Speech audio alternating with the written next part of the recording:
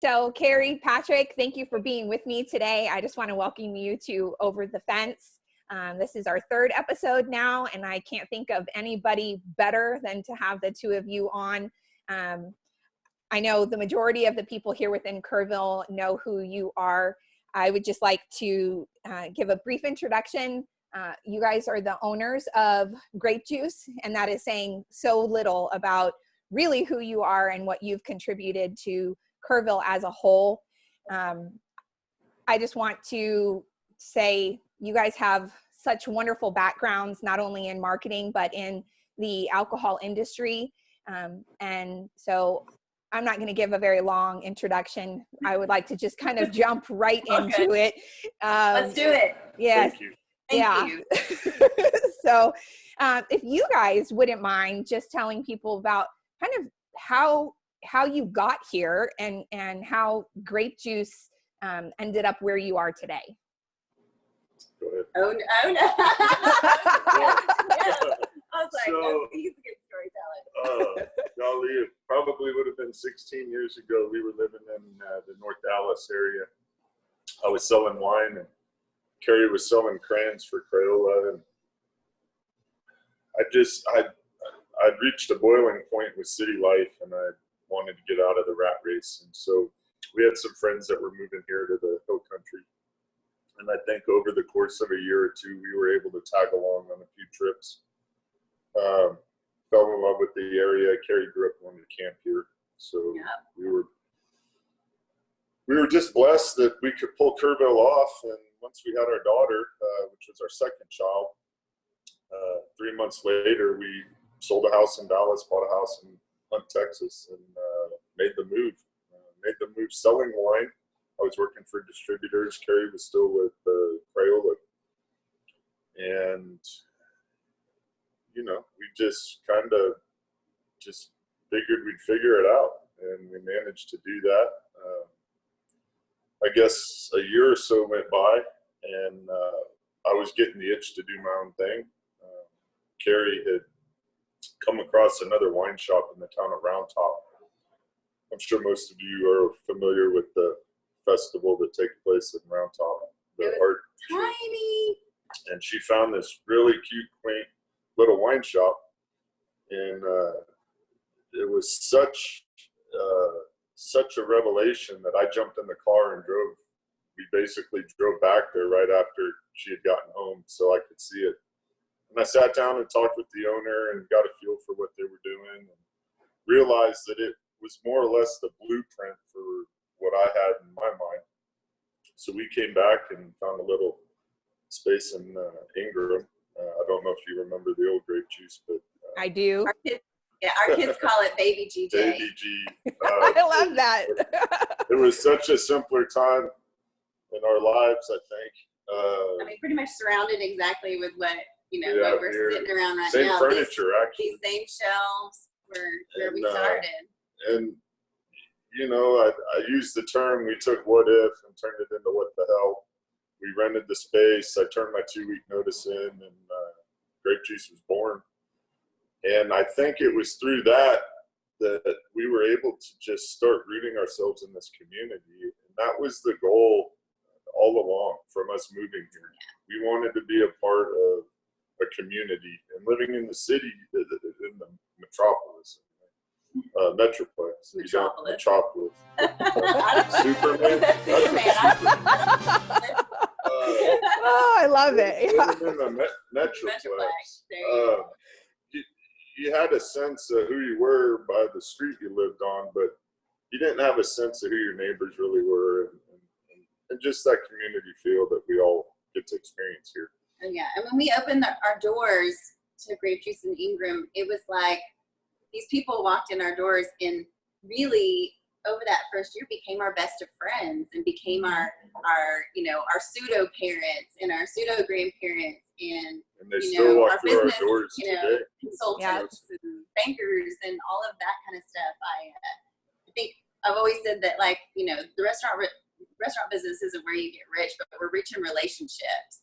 And that's definitely what Grape Juice has done for us from the beginning. We had enough success in Ingram but we were kind of capped by just our location. Ingram, is Ingram, and most of our customer base were coming from Kerrville. We saw a need to take the show on the road. We had the ability to come to downtown Kerrville, even though the hospital was coming down and it was more or less a ghost town. I still saw value in the parking garage being here and kind of a new vision for downtown, and we wanted to be on the forefront of that.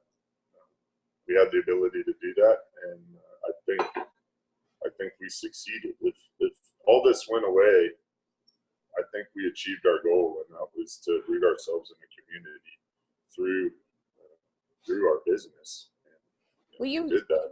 You've definitely created, I know I read an article about how you would describe your business. And I know there's been like differences even between the two of you of what you would have initially described the business as. Oh yeah. And, for sure. But, my place or what I've always said, Grape Juice is that place to gather and that place to come together as a community and create those memories.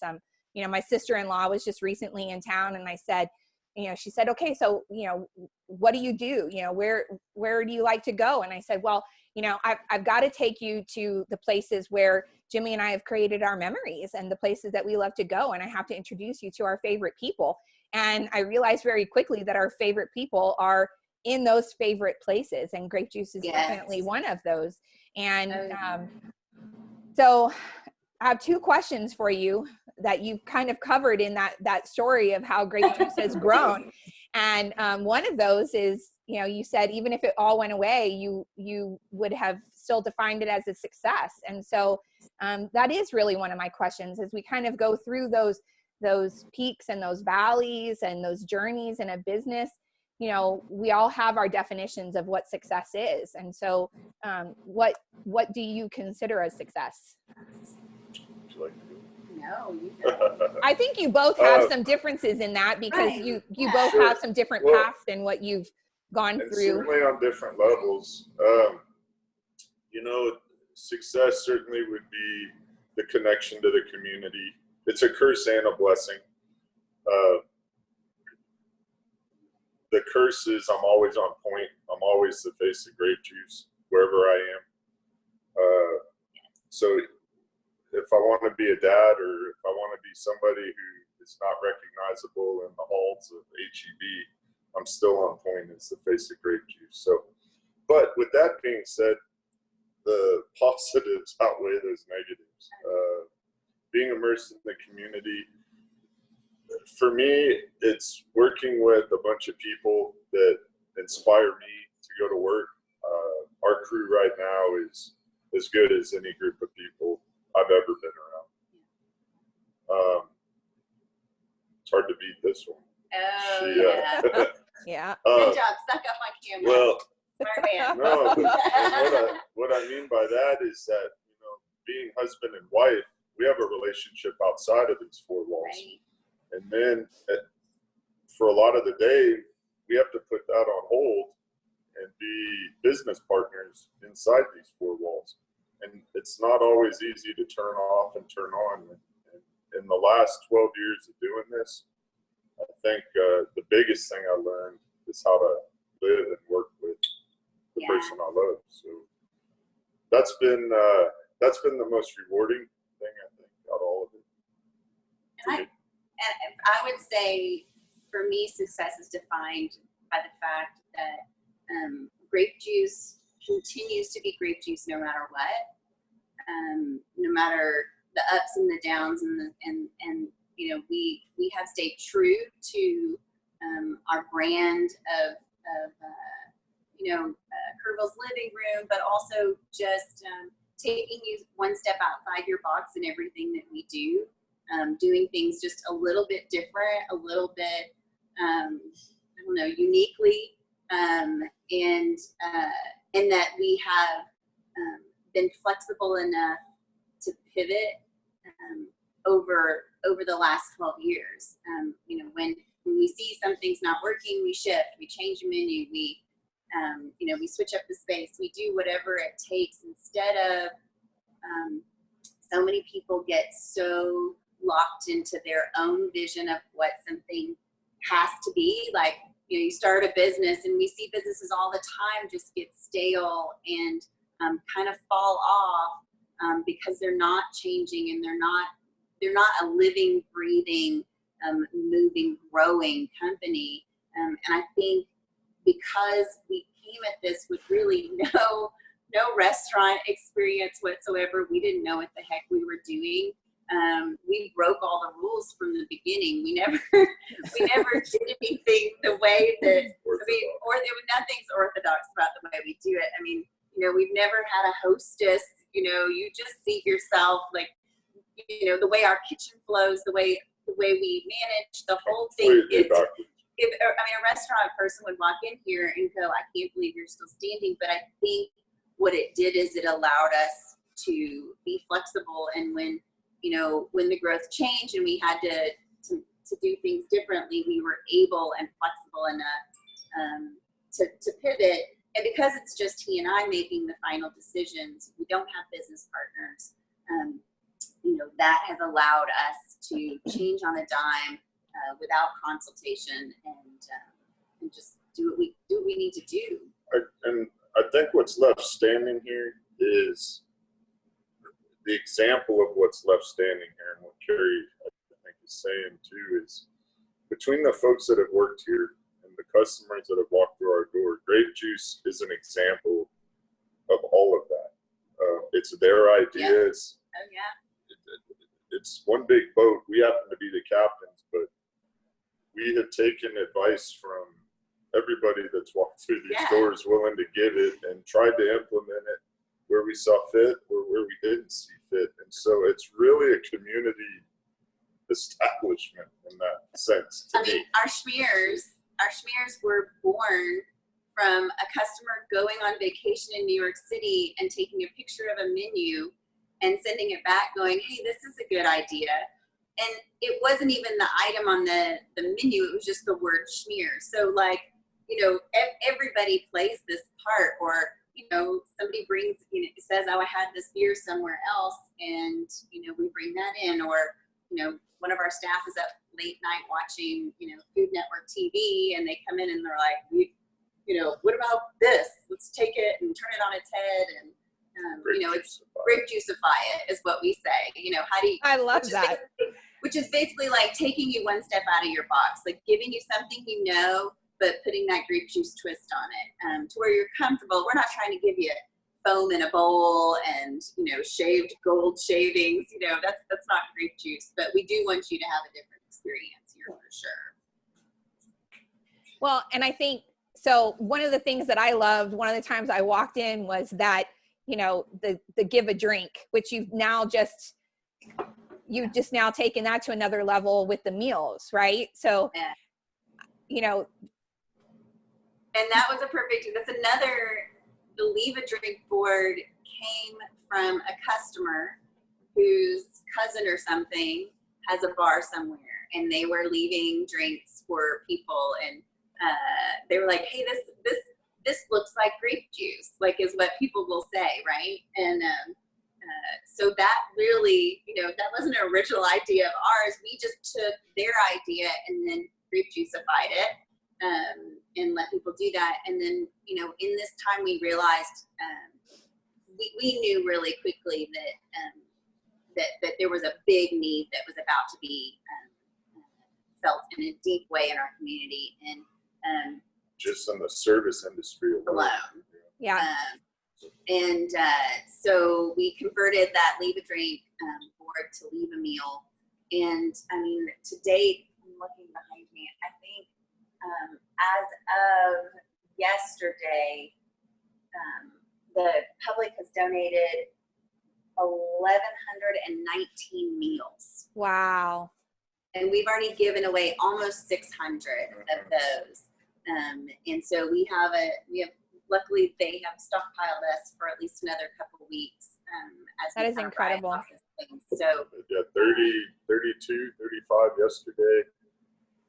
30 seems to be the daily average. meals. Closer. Yeah, people are just adding it on, just like you would, like, going to the grocery store when they say, do you want to give $1 to whatever, to the Cancer Foundation or whatever it is. People have really stepped up, but It's been awesome. it's been, there's so many blessings in this time of high adventure, and that's definitely been one of them. Is when there's a need, people step up, and we've been blessed to be a part of being able to help fill that need. Yeah. And we're feeding about 40 people a day for five days a week.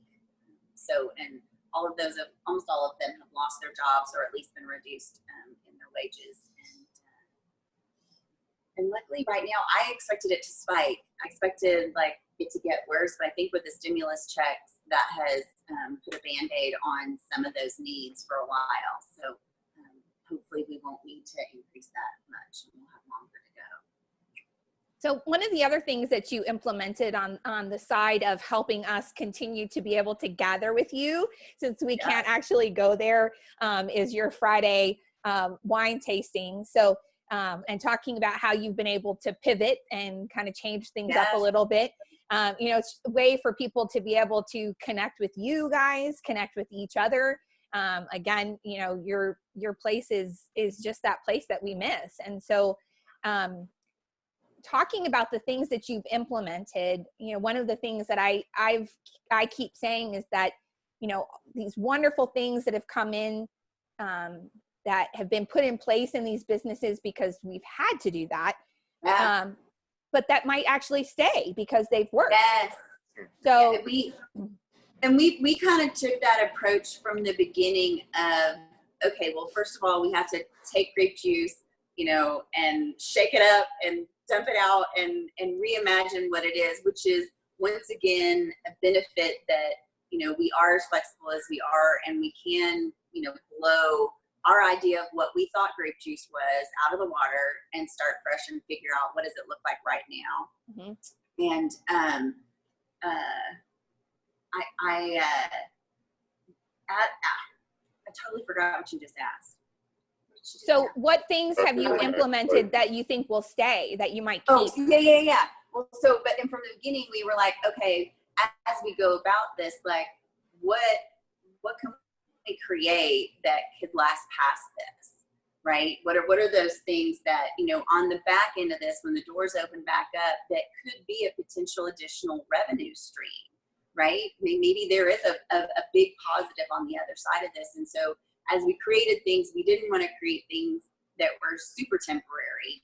Now, some of them may be, but we'll have to see that on the other side of it. But one of them clearly was, which we actually originally tested on a Friday, but we've been doing it on Saturdays now, which is what we call flight night. And once again, that was a customer who came in maybe 2 days before we had to shut down inside. And she said 6 weeks ago. Yeah, 6 weeks ago. Wow. Right? 5 Yeah. weeks. Yeah. 5 weeks ago tomorrow.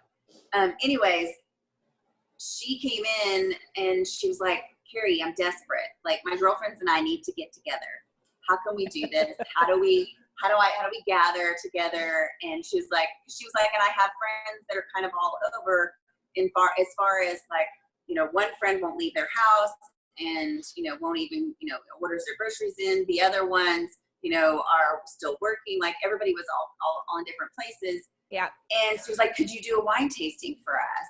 And so this was a conversation of like, okay, how do we meet this need for them? But then maybe how do we take that and blow it out? And so we tested it with them, and they loved it so much that we decided to open it up.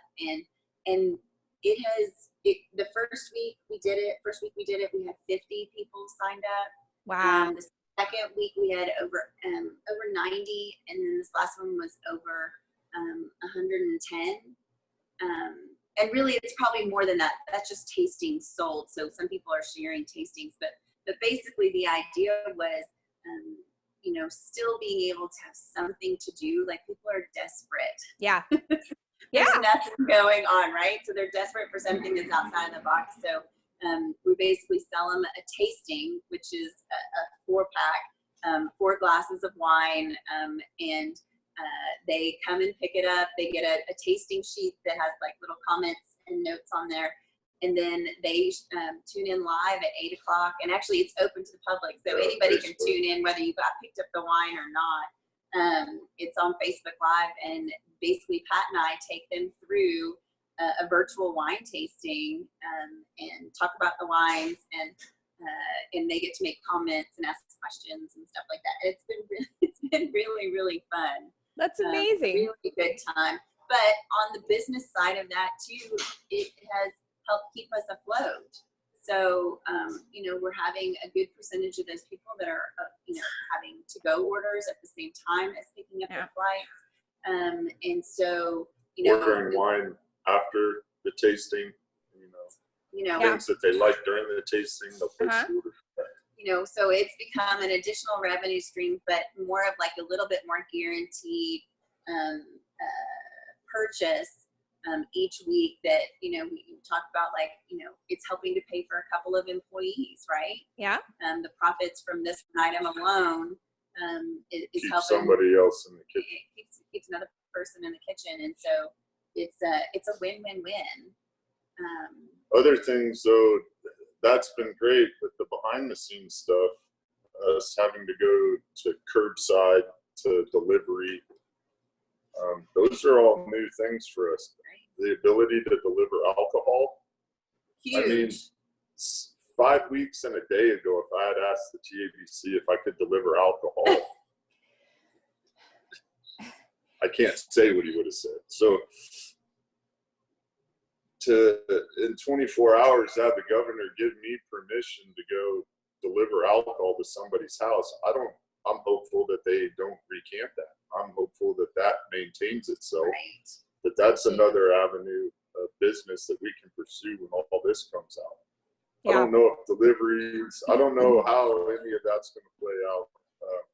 Trying to maximize to-go orders the way we've been doing, but also operate a dining room is going to be tough. That's going to be a whole new challenge. Our kitchen's only so big and we can only handle so much, so there's going to be some give and take there. Bottom line, though, is nobody knows and we don't know. But again, pivoting. Yeah, we just keep saying that, like, we're trying not to plan too far out, right? Because we don't know what next week looks like right now. We just don't, and then we just remain as open as we can to pivot when we need to. And I will say it has forced us to do things that we probably should have done a long time ago. Very much so. Things that when you get comfortable after 12 years, you just kind of, business is fine, you're good, you go into autopilot. And I think for both of us, it's been a gift to get to be a part of this time and walk through this time with our staff and with each other, and with truly, just like everybody else is doing in their personal lives, we've come to sit down and really distill what matters within these 4 walls, and what our purpose is within these 4 walls. We come to work with a better sense of why we're here, and we're here because of the staff.